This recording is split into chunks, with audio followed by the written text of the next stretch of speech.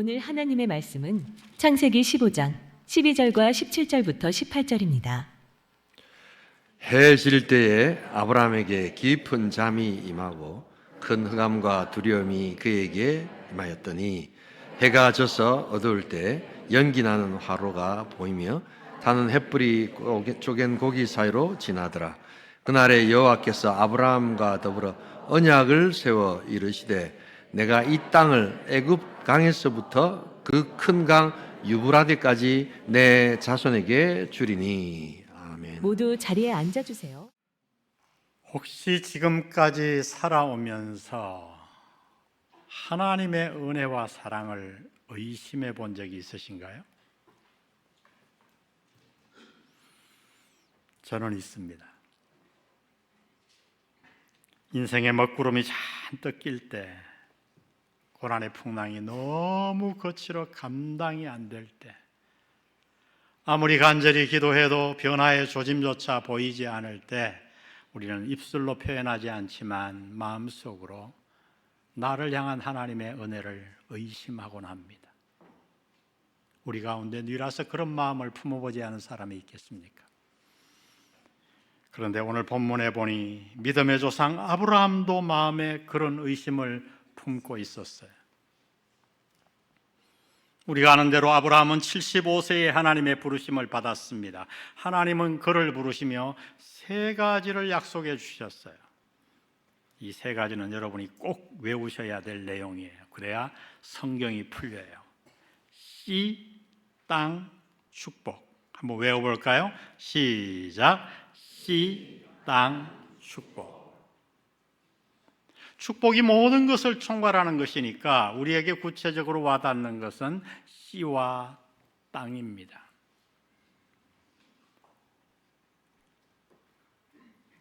아브라함은 하나님의 이 철저한 약속을 믿고 고향과 본토 친척 아비집을 떠났어요.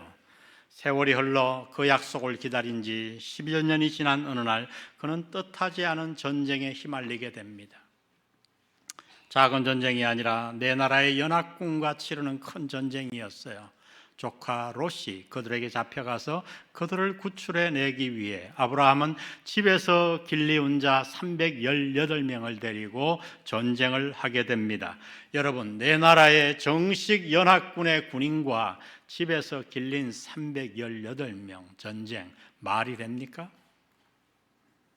그런데 놀랍게도 아브라함은 그 전쟁에서 승리하여 조카 롯을 구해 돌아옵니다. 오늘 본문 창세기 15장은 이렇게 시작합니다. 이후에, 어떤 후일까? 이 전쟁 이후에 1절을 보세요. 이후에 여호와의 말씀이 환상 중에 아브라함에게 임하여 이르시되 아브라함아 두려워하지 말라. 나는 너의 무엇이요? 방패요. 너의 지극히 큰 상급이니라. 집에 있던 사람들을 데리고 내 나라의 정규군, 연합군을 물리쳤으니 그것이 어찌 자신의 능력이겠어요? 누가 봐도 그것은 하나님의 도우심이었어요. 그렇게 하나님의 도우심에 감사하고 놀라고 있는데 하나님이 찾아오셔서 아브라함아 내가 너의 방패다. 아멘 할렐루야죠. 거기에 무슨 말을 더 하겠어요? 그러나 그날 하나님의 모든 말씀이 다 아멘인 것은 아니었어요.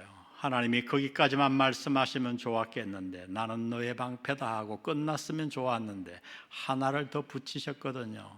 나는 너의 방패요 너의 지극히 큰 상급이니라. 이 상급이란 말에는 마음으로 아멘이 되지 않았어요. 아니 그 말씀은 아브라함의 마음 깊이에 있던 하나님의 은혜와 약속에 대한 의문을 자극했습니다. 그래서 아브라함은 이렇게 대답합니다. 2절을 보세요. 아브라함이 이르되 주 여호와여 무엇을 내게 주시려 하나이까? 나는 무엇이 없사오니? 자식이 없사오니.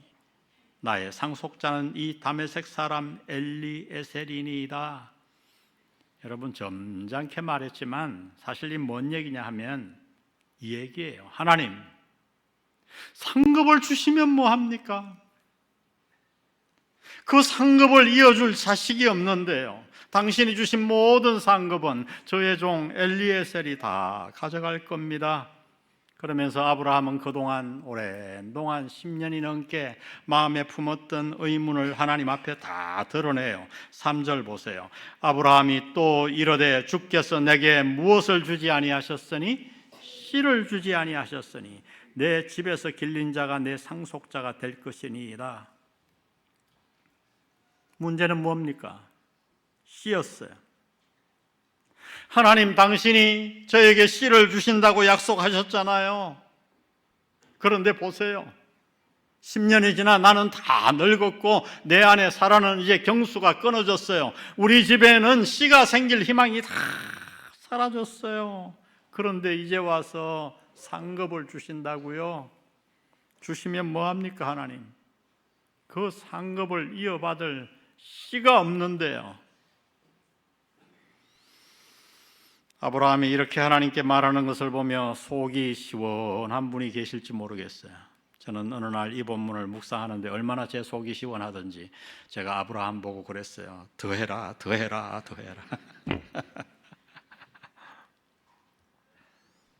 여러분, 그런데 이것이 바로 기도입니다. 이것이 기도예요. 하나님은 이런 기도를 조금도 싫어하지 않으세요. 여러분, 이것이 믿음의 조상의 기도였어요. 그러므로 여러분, 기도의 자리에 나가서 여러분 점잔을 빼지 마세요. 여러분의 마음을 감추려고 들지 마세요. 하나님 앞에 여러분 마음 안에 있는 모든 것을, 그것이 의문이든 불평이든 무엇이든 다 드러내시기 바랍니다. 하나님은 그것을 원하세요. 시편을 읽어보세요. 시편 기자들은 그렇게 기도했어요. 왜일까요? 참 기도는 깊은 관계 안에서만 가능하기 때문이에요. 깊은 대화는 깊은 관계 안에서만 가능하잖아요. 우리는 참 친구에게 모든 것을 다 얘기합니다. 부모님께 얘기하지 못했던 것, 배우자에게도 얘기하지 못했던 것, 아주 친한 친구에게는 다 얘기해요. 여러분, 이것이 주님께서 저와 여러분을 친구라고 부르신 이유예요. 관계를 강조하신 거예요. 이것이 하나님께서 아브라함을 친구라고 말씀하신 이유예요. 내가 내 친구 아브라함에게 무엇을 숨기겠느냐라고 말씀하신 이유입니다. 그러므로 여러분, 기도의 자리에 나아갈 때 여러분의 많은 마음들을 다 드러내세요. 하나님은 우리가 기도의 자리에 나아갈 때 그렇게 친구처럼 깊은 하나님과의 관계 안에서 우리 마음을 다 쏟아내기를 원하십니다. 아브라함이 그렇게 자신의 마음 깊이에 있는 것들을 솔직하게 다 아뢰자 하나님이 이렇게 대답하십니다. 4절을 보세요. 그 사람이 내 상속자가 아니라 내 어디에서 날 자가? 내 몸에서 날 자가 내 상속자가 되리라 하시고, 그를 이끌고 밖으로 나가 이르시되 하늘을 우러러 무뼈를 셀 수 있나 보라. 또 그에게 이르시되 내 자손이 이와 같으리라. 오늘날에는 이제 해석이 필요한 말씀이 됐어요.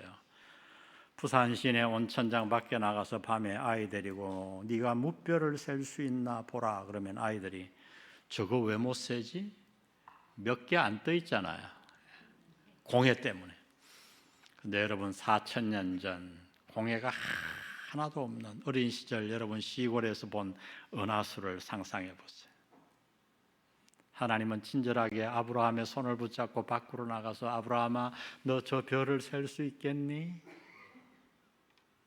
내 몸에서 태어날 후손들이 저와 같을 거야. 아브라함은 그 말씀을 듣고 어떻게 했는가? 6절 우리 다 같이 읽겠습니다. 시작. 아브라함이 여호와를 믿으니 여호와께서 이를 그의 의로 여기시고. 아주 중요한 구절이잖아요. 아브라함은 그 말씀을 믿었어요. 여러분, 이것이 중요합니다. 우리가 살아가면서 마음의 의심을 품을 수도 있고 하나님의 약속에 대해서 흔들릴 수도 있어요. 믿음의 조상도 그랬는데요. 불평할 수 있고 항의할 수 있어요. 그러나 그렇게 하나님 앞에 나아가 내 마음을 다 쏟아낸 다음에 하나님이 어느 때가 되면 말씀하시기 시작합니다. 설교를 통해서든 찬양을 통해서든 생각을 통해서든 내가 외웠던 말씀을 통해서든 그렇게 하나님이 말씀하시면 우리는 어떻게 해야 되는가? 내 마음에 생긴 의심을 지우고 불평을 잠재우고 하나님이 약속하신 말씀을 아브라함처럼 그대로 믿어야 할 줄로 믿습니다. 하나님은 이것을 우리의 의로 여기세요. 아내의 경수가 끊어졌어도 아들 이삭을 통해 자손들이 하늘의 별과 같이 번성할 것을 아브라함은 믿었습니다. 하나님은 그 믿음을 그의 의로 여기셨어요. 하나님은 오늘도 당신에게 그러한 믿음을 기대하십니다. 이 새해의 온천교회 성도들이 이 믿음 갖고 사시기를 주의 이름으로 축복합니다. 자, 이제 C 문제가 해결되었어요. 거기서 그쳤으면 좋았겠는데 하나님은 또 이렇게 말씀을 이어가십니다. 7절, 또 그에게 이르시되 나는 이 무엇을 내게 주어? 땅을 내게 주어 소유를 삼게 하려고 너를 갈대아의 우레에서 이끌어낸 여호와로라. 땅, 그래요. 하나님이 땅 약속하셨잖아요. 그런데 지금 10년이 지나도록 아브라함은 한 평의 땅도 소유하지 못하고 있었어요. 고향에 그 많던 땅 다 버리고 땅 주신다고 해서 하나님 따라 나왔더니 10년이 지나도 땅 한 평도 소유하지 못했어요. 여러분, 그 당시 부는 땅 하나밖에 없었어요. 채권도 예금도 주식도 없던 시절. 그래서 아브라함은 하나님의 그 말씀에 이렇게 대답합니다. 8절, 그가 이르되 주 여호와여 내가 이 땅을 소유로 받을 것을 무엇으로 알리까? 여러분, 사실 점잖게 번역했지만 지금 이 말은 뭐냐 하면 아브라함은 이때다 싶어 이렇게 말씀드리는 거예요. 하나님 10년 전부터 맨날 땅 말씀하셨는데 말씀만 하지 마시고 뭔가 좀 확약을 해 주시지요. 오늘날로 말하면 우리 공증하러 갑시다 하나님, 이 말이에요. 아브라함이 그렇게 얘기하자, 요청을 하자 하나님이 아브라함에게 이렇게 말씀합니다. 9절, 여호와께서 그에게 이르시되 나를 위하여 3년 된 암소와 3년 된 암염소와 3년 된 순양을 뭐 할지니라? 가져올지니라. 하나님은 그냥 가져오라 그랬는데 근데 그 말을 듣고 아브라함이 취한 행동이 너무너무 이상해요. 아브라함이 어떻게 했는가? 10절에 보세요. 아브라함이 그 모든 것을 가져다가 그 중간을 쪼개고 그 쪼갠 것을 마주 대하여 놓고. 왜일까요?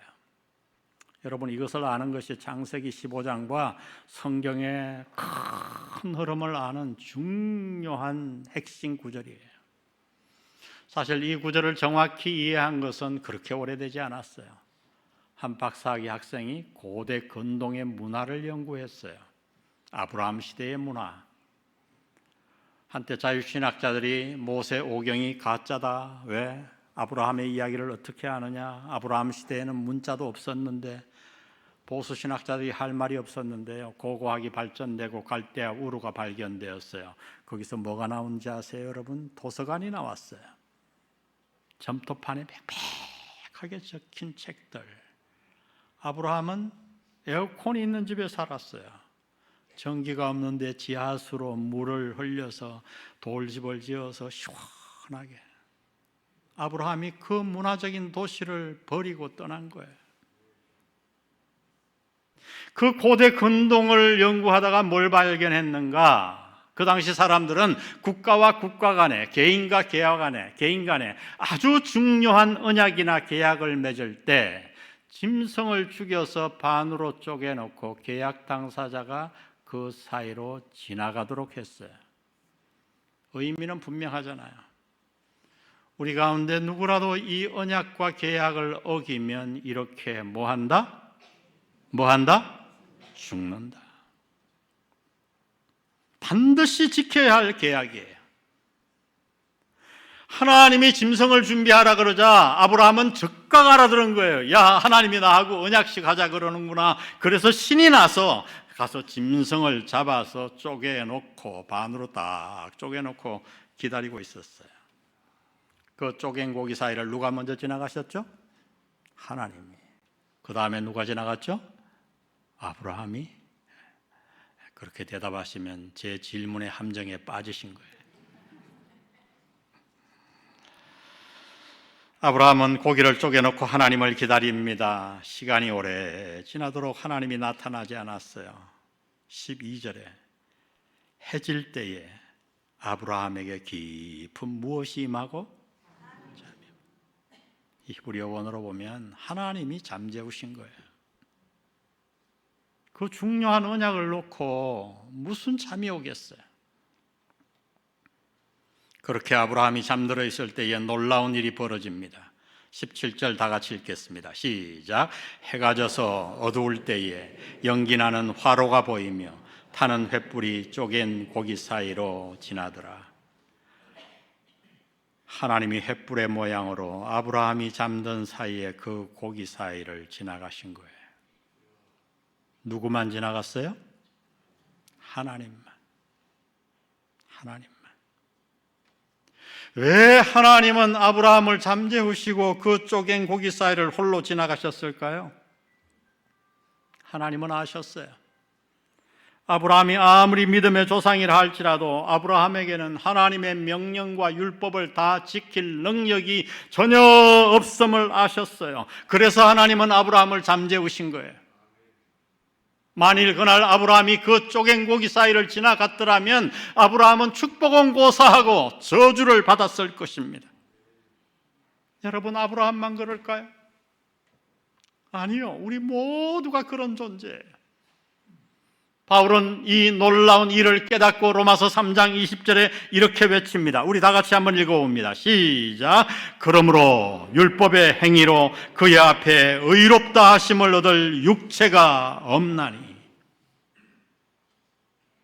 하나도 없나니. 믿음의 조상 아브라함이 하지 못했다면 하물며 저와 여러분이겠습니까? 하나님은 그것을 아셨기에 아브라함을 잠재우시고 그 쪼갠 고기 사이를 홀로 지나가셨습니다. 그래서 신학자들은 이 아브라함과의 언약을 말하기를 무조건적인 언약, unconditional covenant, 그렇게 얘기합니다. 따라해 봅시다. 무조건적인 언약. 이 언약이 중요한 이유는 이것이 하나님이 아브라함과만 맺은 언약이 아니라 오늘 저와 여러분과도 맺은 언약이기 때문이에요. 아멘. 하나님은 그날 언약하셨어요. 얘들아, 내가 너를 축복하마. 내가 너를 반드시 복주마. 내가 너를 복주는 그 일에 내 목숨을 거마. 혹여라도 내가 너를 축복하지 못하는 그런 일이 생기면 내가 죽으마. 내가 죽으마. 하나님이 목숨을 거셨다니 너무 과한 표현 아닌가요? 여러분 그렇게 생각하십니까? 하나님이 아브라함과 이 언약을 하신 후 2000년이 지난 어느 날 칼보리 동산에서 한 분이 돌아가셨어요. 그분이 누구시죠? 예수님이셨어요. 이 땅을 말씀 한마디로 지으신 성자 하나님이셨어요. 그분은 그 참혹한 십자가에서 죽으시며 얼마나 그것이 고통스러웠는지 엘리 엘리 라마 사박다니, 아버지여 아버지여 어찌하여 나를 버리셨나이까.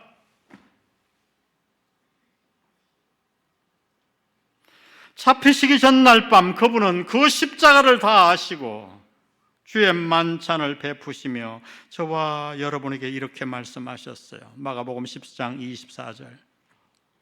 이러시되 이것은 많은 사람을 위하여 흘리는 나의 피, 곧 무슨 피니라? 언약의 피니라. 언약의 피니라. 언약. 우리는 십자가의 근처에 간 적도 없어요. 그분은 그 고통스러운 십자가의 언약식에 저와 여러분을 초대한 적이 없습니다. 그분 홀로 모진 고난을 받으셨고 그분 홀로 십자가를 지셨어요. 그 언약식이 얼마나 고통스러웠던지 제가 말씀드린 대로 그분은 그렇게 외치셨어요. 왜 아버지 나를 버리셨냐고요.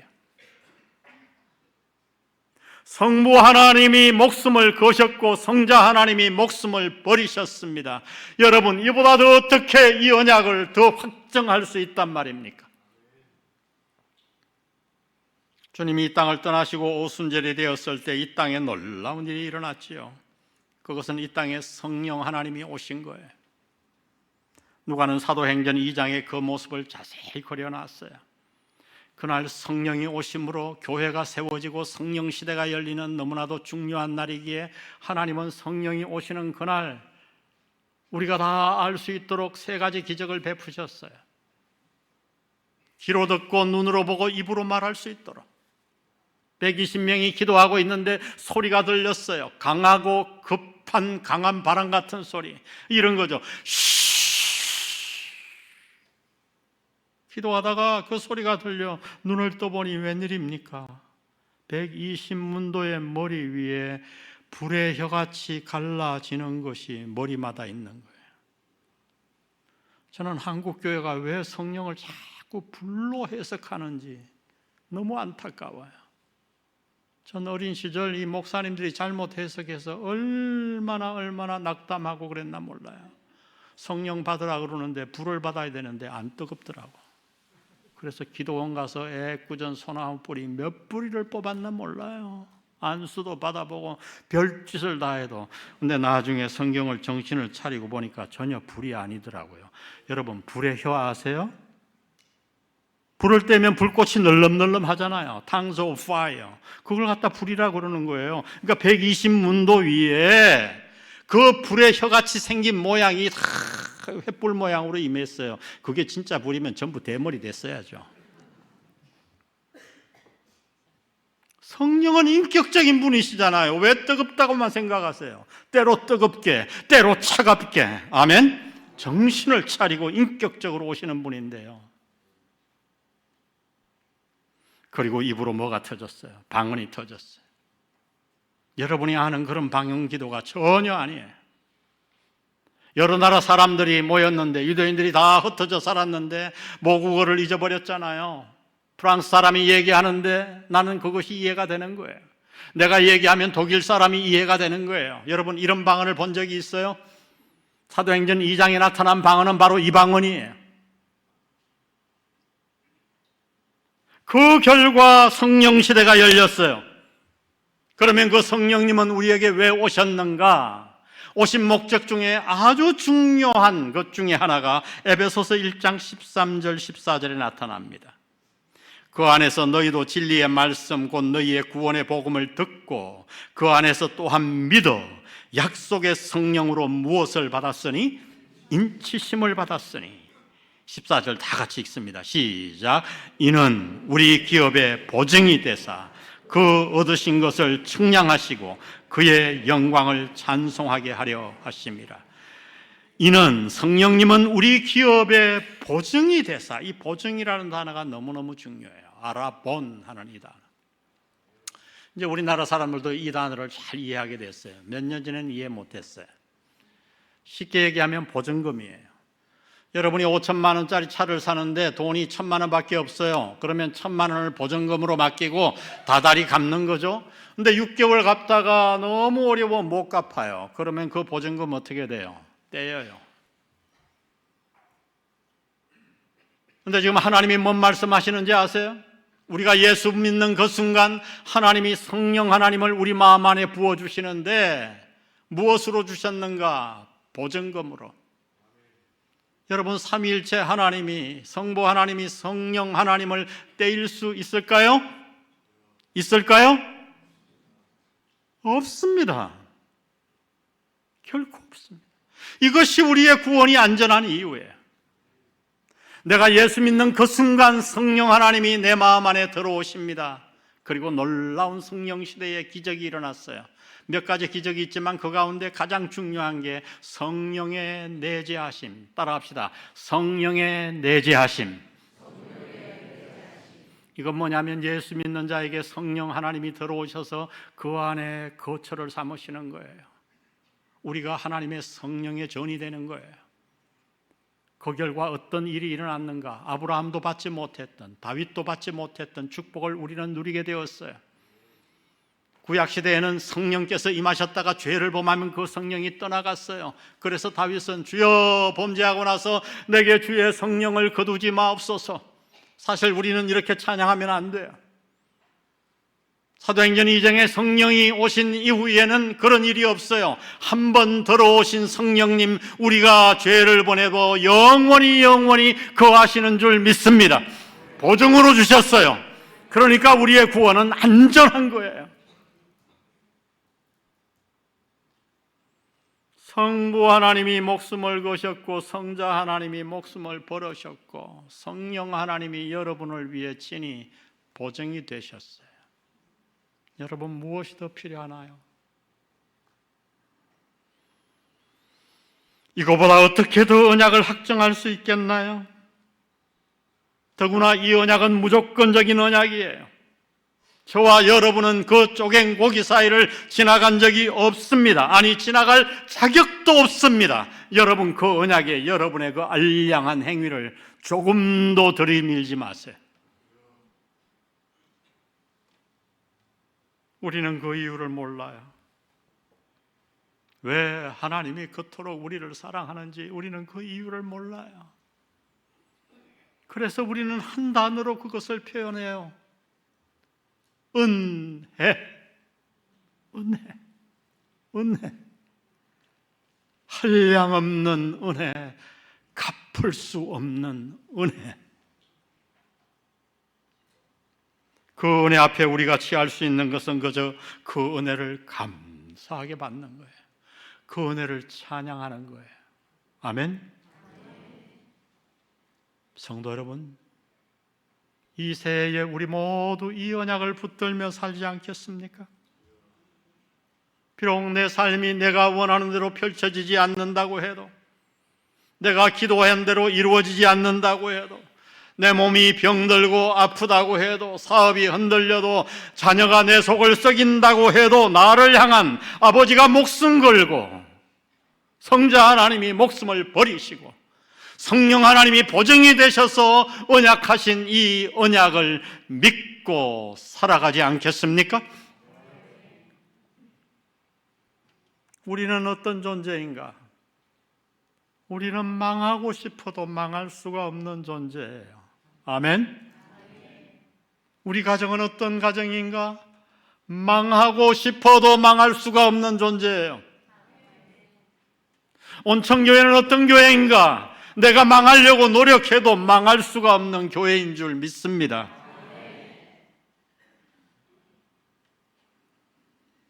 그 이유는, 내가 망하지 않는 이유는, 나와 내 가정과 이 교회가 복을 받는 이유는 오직 하나, 내 행위가 아니라 그분이 나와 맺으신 무조건적인 언약 때문입니다.